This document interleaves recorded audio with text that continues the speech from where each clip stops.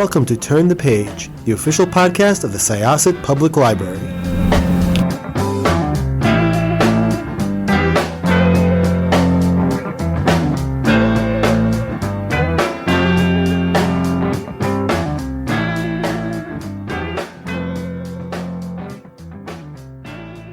Hi, everybody. This is Evelyn Hershkowitz, Reader Service Librarian at the Syosset Public Library. And today we have with us Tasha Coryell. She is an unbelievably wonderful author. Her books are, I don't even know how to describe them. I'll let her describe them. Tasha, thank you so much for being here with us. We're going to talk about her book, Matchmaking for Psychopaths. It comes out July 15th of this month. Well, it's almost July of this month, and it got a starred review in Library Journal, and it says Coryell, engrossing bent comedy, isn't afraid to delve into scathing and frank analysis of modern dating culture, American classism, and serial killer fixation, while still being a thrilling read with twists throughout. Witty, shocking, and wild. This is a must-have mystery, and I could not agree more. I love this book. The twists and the turns and everything it was just fabulous. So first of all, tell everybody about you and then about the book. Well, thank you so much for having me. A little bit about me. I live in St. Paul, Minnesota, which is where I grew up. I got an MFA in creative writing at the University of Alabama, and then I also got a PhD from the University of Alabama in composition and rhetoric, which is it's like an academic PhD, so it's completely different from creative writing. I have a 3-year-old, and I am currently pregnant, and I'm having another baby in 3 months. Oh my gosh, that's so nice. Congratulations. Yes, thank you. And so the Matchmaking for Psychopaths is my second novel.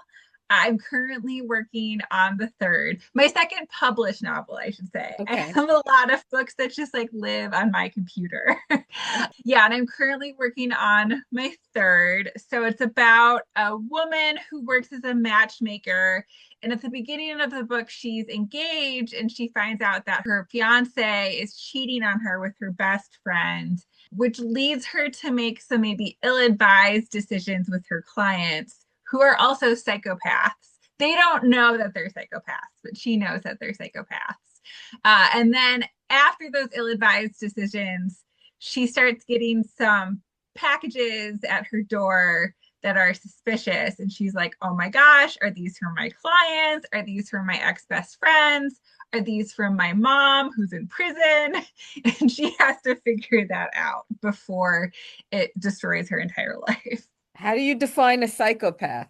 So psychopath isn't really a term that mental health professionals use anymore, which I think is actually helpful for me because I don't want to I'm not trying to cast shade on people who have mental health problems or diagnosable issues. So most of the definitions that I was working off of are these antiquated definitions. So you can look this up online. There is a psychopath checklist that was developed by a psychologist, Robert Hare. And the checklist has been critiqued because he mostly built the parameters off of inmates who are in prison. And it's critiqued because people are like, well, there are people who are psychopaths or who fit that definition who aren't in prison. So they're like, you overestimated the criminal component of the psychopathic brain. There's people who fit this definition who aren't in prison and ostensibly haven't committed any crimes. But I thought that was really interesting, that there's just this checklist out there that anyone can go take to see if they were a psychopath. I took the checklist and I was like, it was like taking a Cosmo quiz where, you find out what kind of dater you are or something like that. And I was nervous because I was like, oh no, what if I'm a psychopath and just didn't realize it my whole life? Well, to write this, I think you have to be a little bit of a psychopath, no? Well, it was interesting because I actually didn't align very strongly at all with the psychopathic personality type. Like the things that I think are psychopathic about myself are actually not psychopathic at all, which I thought was really interesting. I'm a very like compulsive person. I like to get up early. I like to go long distance running when I'm not super pregnant. Right. And you know, like all of these are things that I was like, oh yeah, I'm a psychopath. And then I took the quiz and it turns out that psychopaths are like very spontaneous and impulsive. They just kind of go along with their whims, which is not something that I really identify with.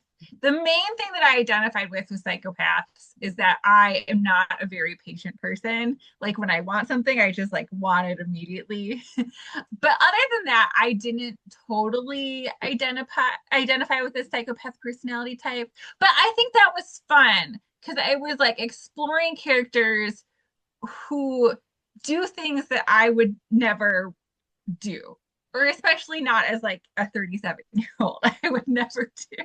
Well, most the psychopaths in your book are all murderers.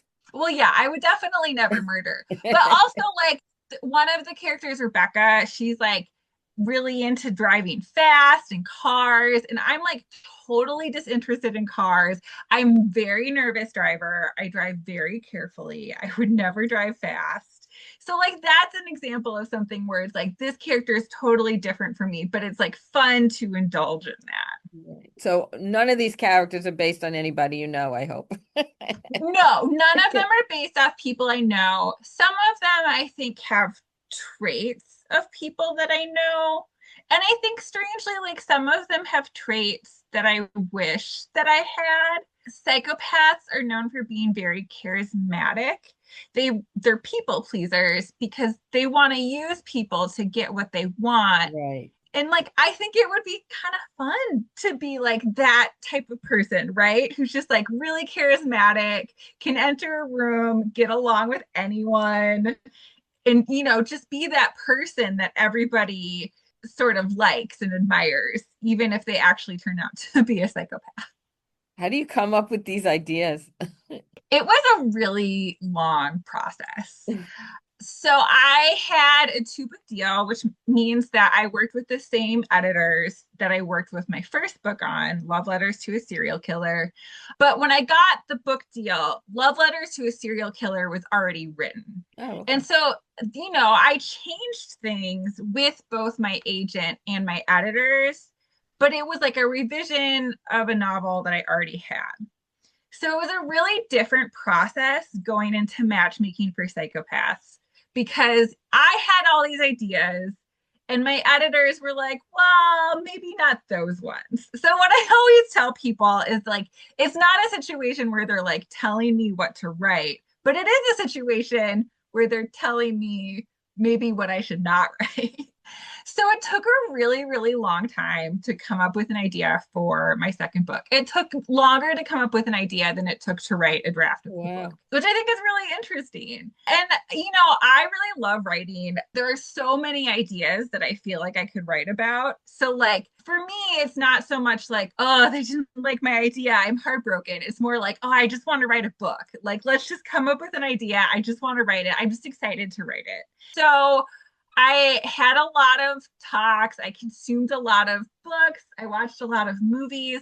And the past few years, I think because the world has been a stressful place, it's stressful having a small child. When I watch TV now, I'm not watching like really serious movies. I've been watching a lot of reality shows. Which the people in the novel also watch a lot of reality television. So I really like Love is Blind. Currently watching Love Island USA. I'm like, oh, after I have a baby, I can watch Love Island UK from the summer. When my son was an infant, I watched a lot of old seasons of Love Island UK. And so I'm really interested in dating and matchmaking. And I was like, oh, what if I have a book about a matchmaker?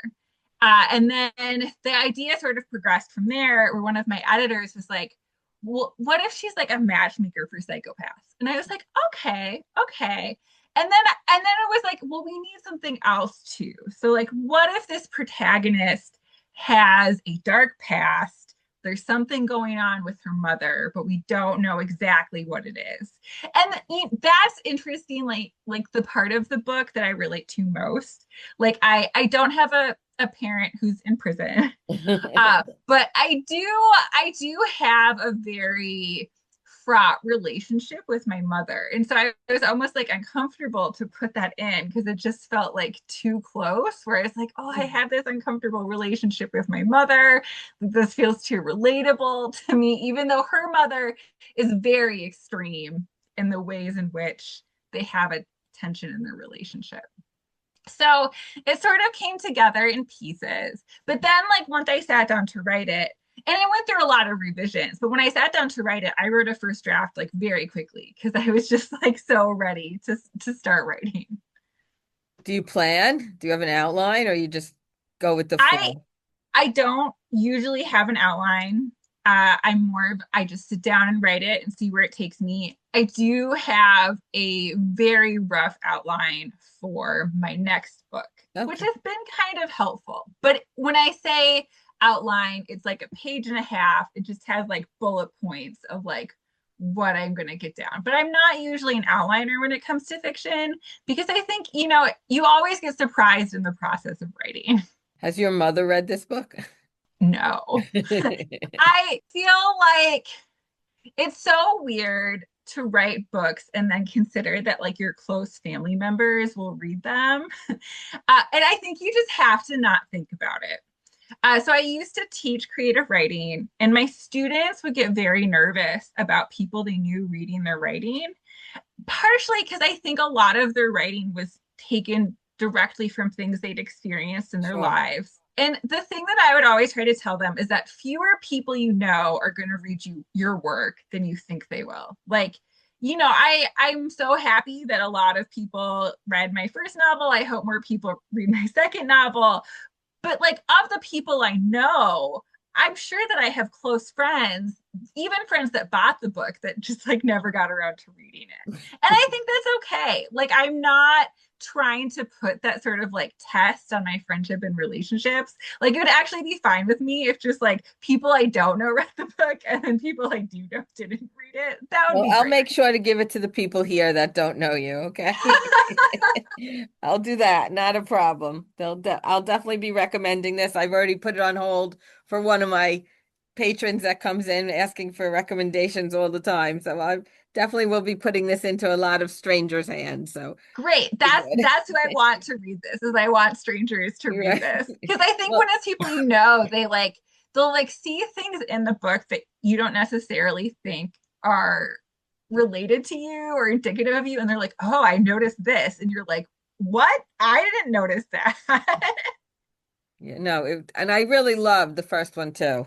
Love letters to a serial killer. I thought that was fabulous also. So anybody listening, Love Letters to a Serial Killer and Matchmaking for Psychopaths, they're both great books. So loved them both. I don't know why I love books about serial killers. I am a chicken person. I do not take risks on any way, shape, or form, but I love books about serial killers. I am too. I am not a risk taker Yeah. like at all. And but so I think it's fun to have like an outlet in writing. What's really funny is I can't even do scary movies. Like Right, me neither. I read horror novels sometimes and I can do slashers. Like I love the Scream movies, but I can't do like monster scary movies at all because I'm too chicken. Yeah, no, I don't like any of that stuff. I just like it in the book form and audio. So I listened to the audio also. The audio narrator, Sarah Molo Christensen, was fabulous. She did such a great job. Have you I listened to haven't it yet? I haven't actually listened to it Oh, yet. okay. I I think it's sort of weird. Like I so some people are like, "Oh, I if I wrote a book, I'd want to do my own audio." And I don't want that because I think that people who do it professionally are so good at what they do, Right. and it really makes a difference when you get like a good audiobook reader. And so I'm like, "Oh no, I want someone who does this professionally to Yeah. read my audiobook." But I think it's so strange because it's like my voice, but then they're voicing it. And I know that they're doing much better than I could ever do.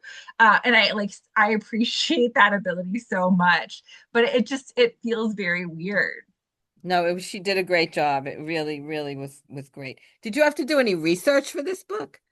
I did do some research. I read some memoirs by people who are uh, they self-describe as psychopaths or sociopaths. And so one of the books that I read was by someone who was I think he was like a neuroscientist, and he discovered that he was a psychopath because he was looking at brain scans of psychopaths, and he found out that he had the same differences in his brain that Oh, they did. And then over the course of the book, it starts to like be revealed. You're like, oh my God, obviously you're a psychopath because he does all of these things that just like fit that personality so did well. he murder And again, people too?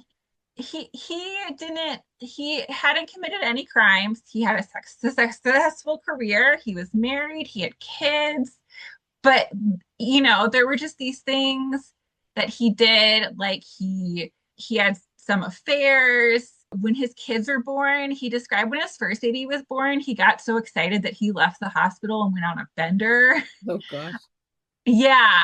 And he like professionally was successful, but when he would tell other people in his field what he found, they were like, well, yeah. And he was like, wait a minute, everyone's known.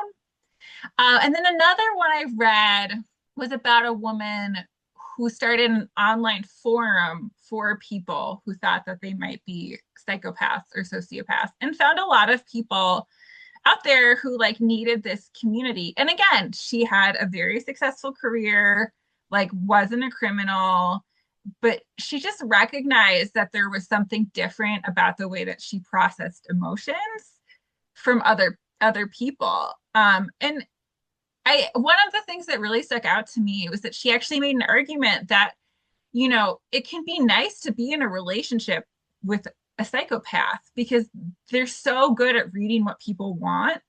And even if it's not sincere, they know how to please you. And so it's like a person who has the ability to always be the person you want them to be.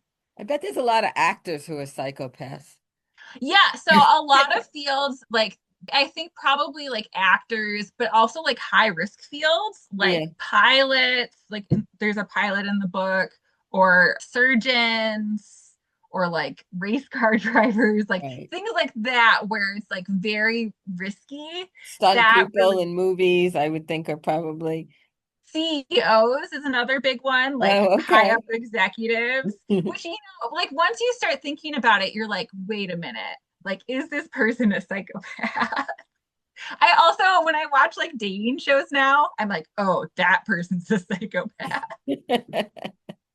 Wow, it's crazy. Well, I guess they can function normally. I mean, they're not all killing and serial killers and hiding bodies and Yeah, I mean, based off what they know, like I said, it's not a term that's used by mental health professionals anymore, but they think that the big difference is like your childhood.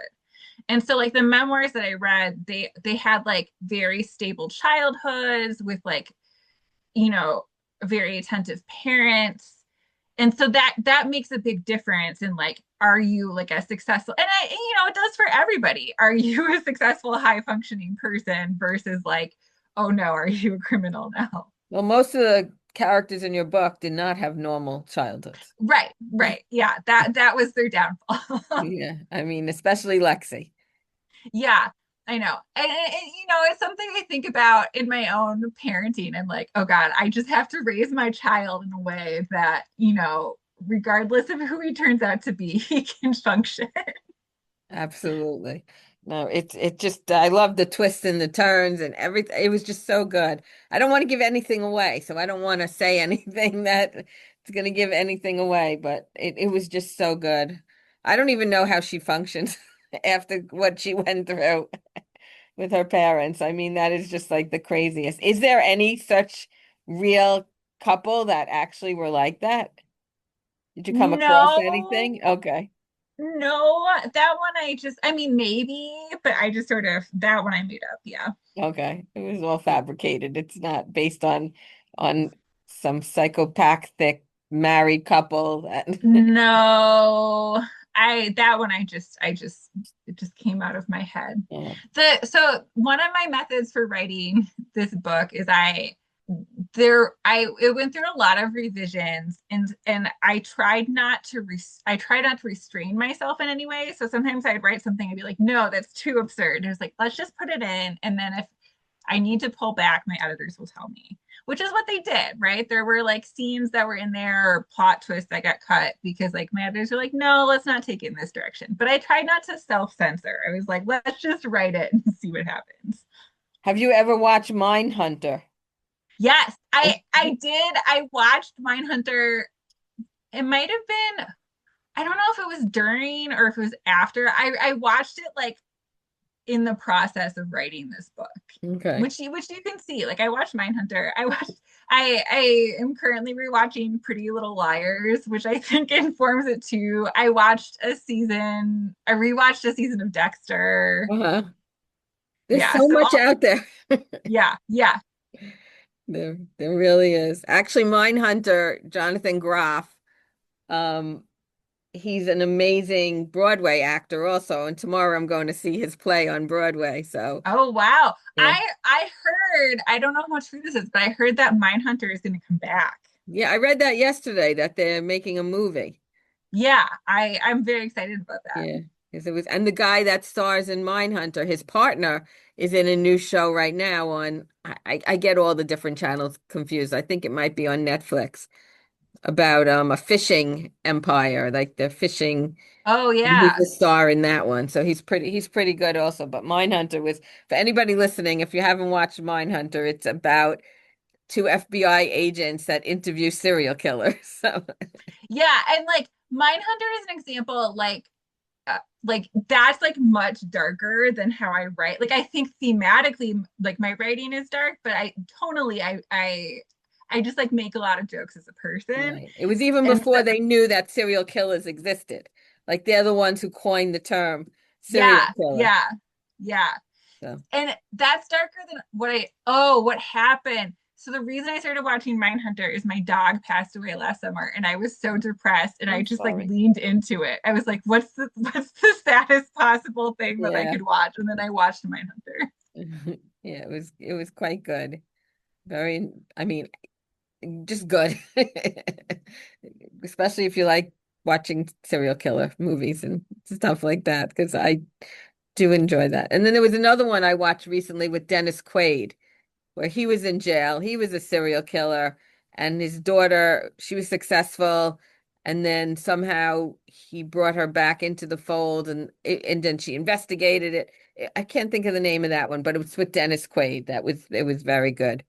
I mean, one of the things that like I think was hard for me in coming up with the topic for a second book is obviously my first book was like about a serial killer. And so it's like, how many things can you write about serial killers? But I think the appetite for serial killers is like so big. Like people are willing to consume multiple. Does that make us all psychopaths? I don't know. I think it's just fascinating, right? Because Yeah, it's like an unthinkable thing. Like yeah. you're like, it's so outside of what the vast majority of people will do that it becomes interesting. Right. And it has nothing to do with our real lives, Yeah, like not at all. hopefully. What's the Definitely third? not mine. No, mine either, please. Not at all. The third book, is that also serial killer? No, it's not Okay. a serial killer. So hopefully I'll be able to announce that soon. But it's not. I mean, people die. It's a thriller, but Okay. like it's not about a serial killer. Did you always want to be an author? I mean, I know you went to Yes, college for that, so. yes. I decided I wanted to be a writer when I was 8 years old, and so I really dedicated like most of my life to figuring out how to achieve that goal. So when I say that I have like a bunch of novels on my computer, I really mean it. But you also taught what Yeah, creative so writing? when I got an MFA in creative writing, I was a graduate teaching assistant and then I became a full-time instructor at the University of Alabama. So I taught creative writing and then I also taught composition to like freshmen. Just a lot of fun. I really enjoy teaching writing.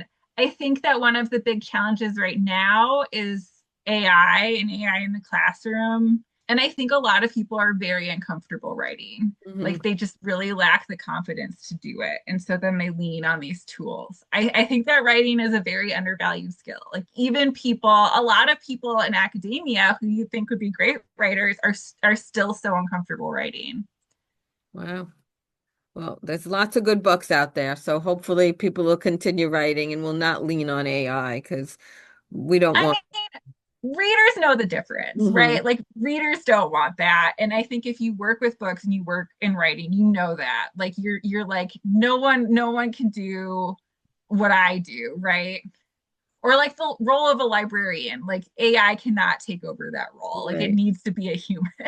Right. So what kind of books do you like to read? I mostly read thrillers. I read some romantasy sometimes. I'm in a book club that alternates between fiction and nonfiction. And we tend to read things that are more based around like social issues. I take my son to the library every few weeks, and he's 3. And his book picking out methodologies, I take him to the kids section and he just grabs the first books that he sees, which is very funny. But I have to give him credit. Like sometimes he's picked up books and I'm like, oh, I don't know if you'll get this. Like I think this is for slightly older kids. And he wants to read them. And we'll read them repeatedly and then we take them back to the library and we get some more. And so a lot of times my process now, just because that's how he does it, I'm like, oh, I just have to go in and grab things off the shelves. So I do actually, like, I think that the librarian recommendations are so helpful because I do end up taking the things that they put out and like try to promote. And I really lean on that because I just have limited time to pick out books that I'm reading. Would you want your book club to do one of your books? No. Have they asked to do it or? No, I mean, they buy them and they read them, but I feel too weird about it. Oh, okay. Are there any other authors in your book club? There's someone who writes poetry in my book club, but we have a biology professor. Oh, okay. We have someone who teaches graduate students that English is their second language. We have an interior designer. So we're sort of all over the place. Are you going on a book tour for this book? I'm going on a little book tour, partially because I am pregnant. Right. And so I'm trying not to go too far away. So I have a launch reading in Minneapolis at an independent bookstore, Majors and Quinn. And then I have a reading another bookstore in the suburbs of the Twin Cities, Cream and Amber. And then I'm going to Duluth, Minnesota to do a reading there. And that's my mini book tour. Okay. I got asked to do an event somewhere in September and my due date's at the end of September. And I was like, I don't think I can leave the state during that month. And I was so sad to turn it down, but I was like, I think I just have to stay here just in case. Well, if you were a psychopath, you would go. Yeah. So that shows that you're not. You're playing it safe. No, I am playing it safe. Good for you. Yeah, I wouldn't want to go too far in my 9th month if I was you. I think that's a smart way to do it. Definitely. And not flying anywhere, just driving, right? Nice and close to home. Yes. Okay, well, good luck with that and good luck with the book coming out. And I will be definitely putting it in the hands of our patrons. So great. Thank you so much. Thank you for writing. It's so much fun. It's going to be a great book for the summer. I love the cover too. Yeah, the cover is excellent. I love it so much. It says "Date or Beware," and it looks like Raggedy Ann and Andy. Yeah, so someone else designs the cover, but I send in like a Pinterest mood board, and I really liked like older Valentines, so that's what I sent in. So you can tell that like that was their thinking too. Was like I think Valentine. In a bookstore, seeing this cover, people are going to be like, "Oh wow, I need to know what this book is about." That's the hope. Yeah, no, absolutely. I absolutely see that. Absolutely. So, Tasha, I want to thank you so much for talking with us today at Turn the Page at the Syosset Public Library. And we're going to close this chapter of Turn the Page. It's time to close this chapter of Turn the Page. Join us for the next episode.